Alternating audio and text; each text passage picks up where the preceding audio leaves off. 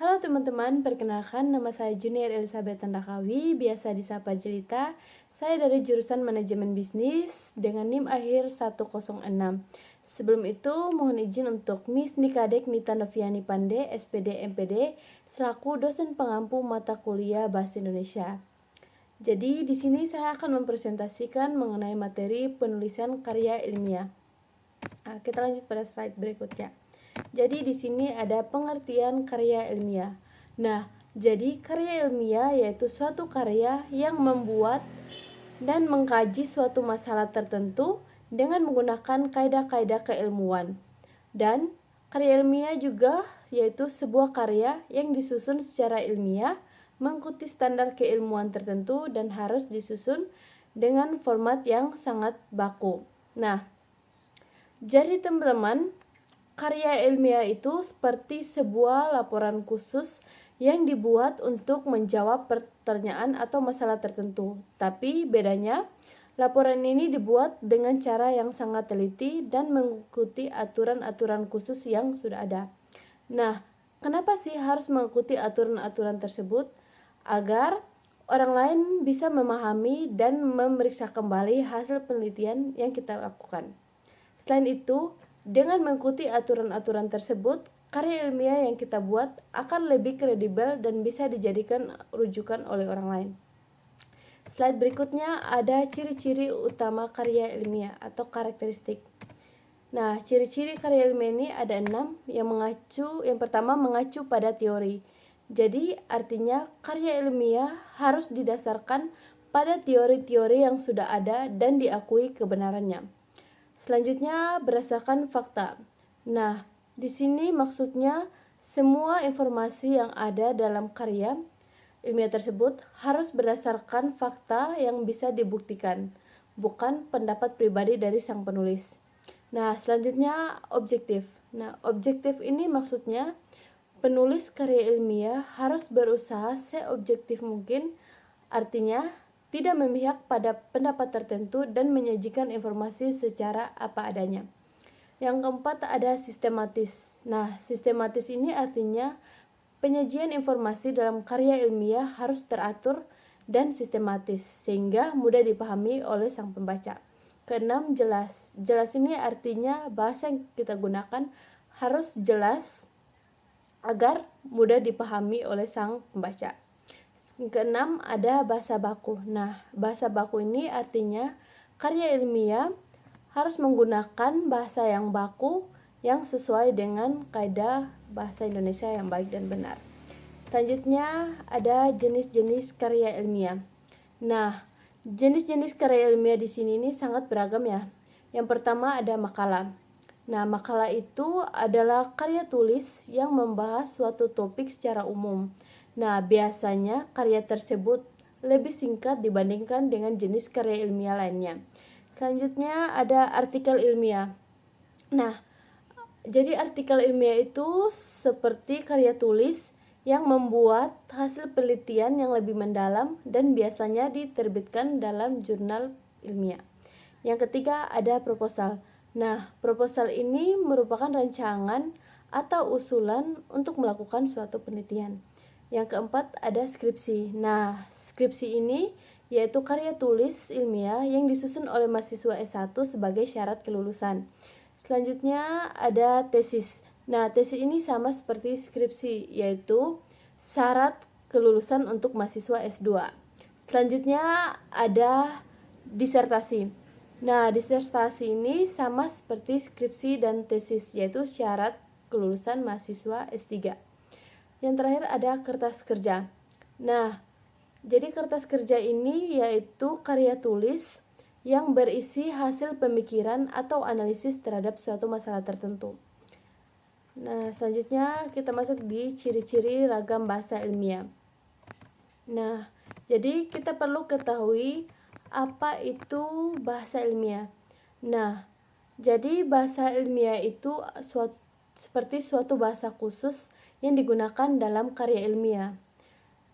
Jadi bahasa yang digunakan dalam karya ilmiah itu berbeda dengan bahasa yang kita gunakan sehari-hari. Nah, kenapa sih harus berbeda dengan bahasa yang kita gunakan sehari-hari? Jadi, kenapa bahasa ini harus berbeda? Jadi, alasannya itu karena bahasa ilmiah harus jelas, tepat, dan mudah dipahami oleh semua orang. Jadi, di sini kita masuk pada ciri-cirinya. Yang pertama itu ada lugas. Nah, lugas ini artinya tidak terbelit-belit bahasanya, langsung pada tujuan.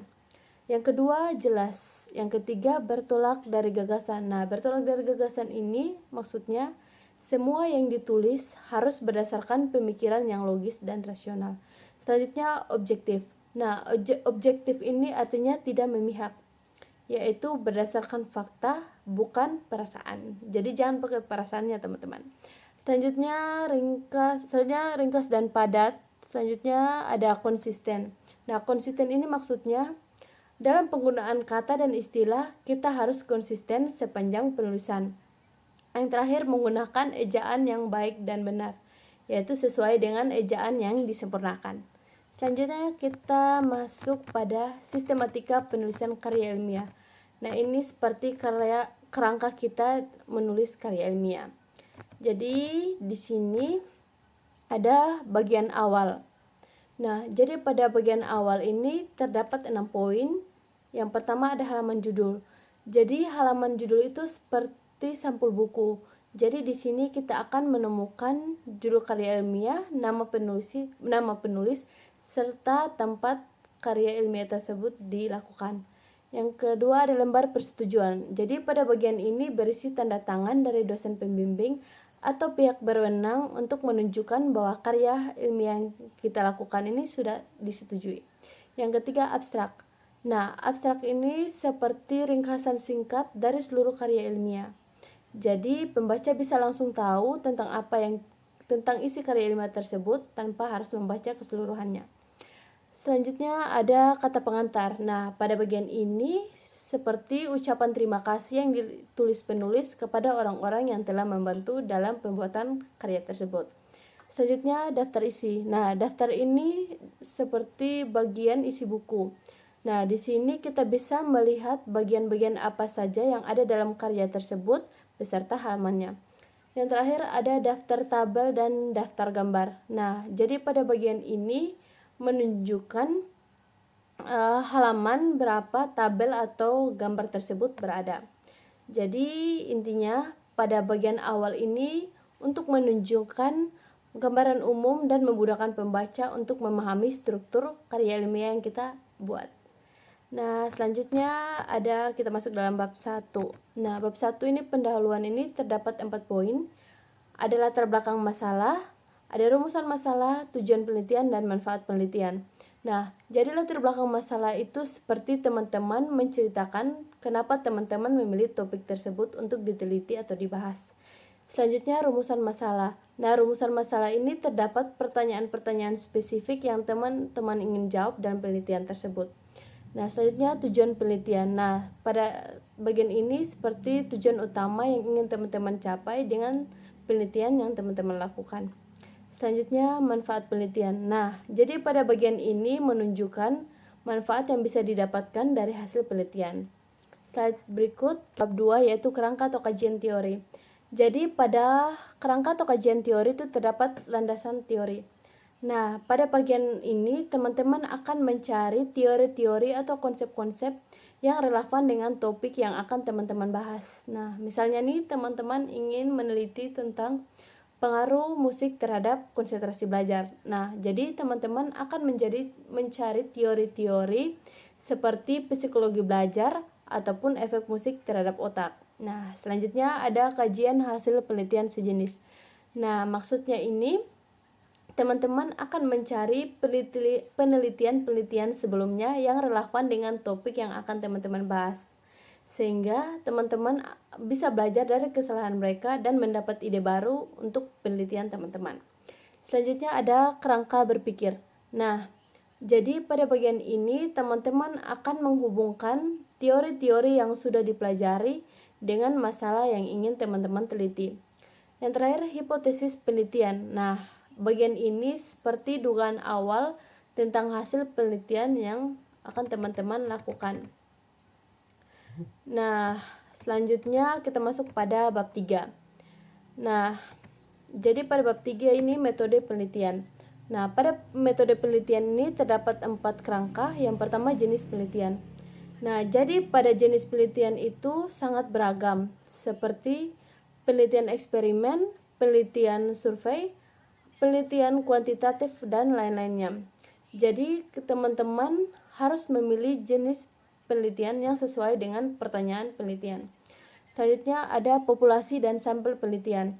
Nah, jadi ini seperti teman-teman menentukan siapa saja yang akan menjadi objek penelitian teman-teman lakukan. Selanjutnya ada jenis sumber dan teori pengumpulan data.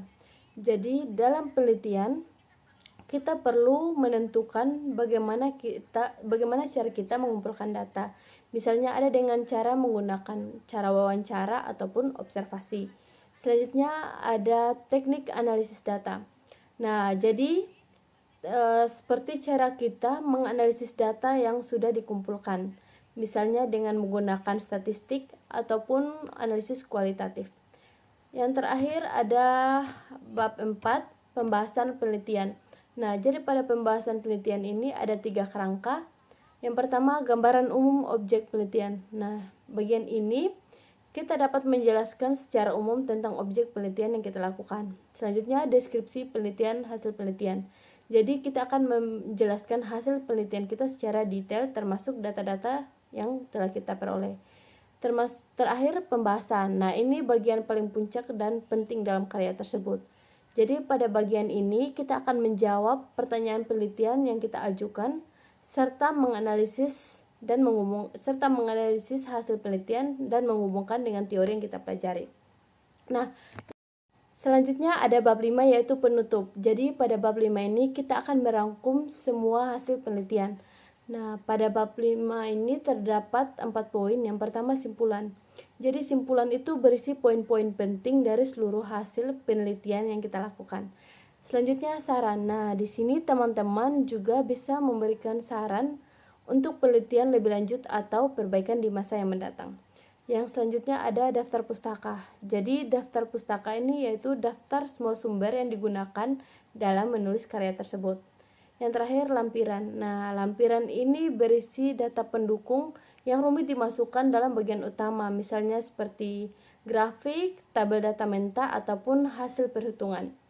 Nah, jadi teman-teman itu semua materi dari karya ilmiah. Saya berharap teman-teman dapat memahami dan mengerti serta bisa menulis karya ilmiah. Oke, bye-bye.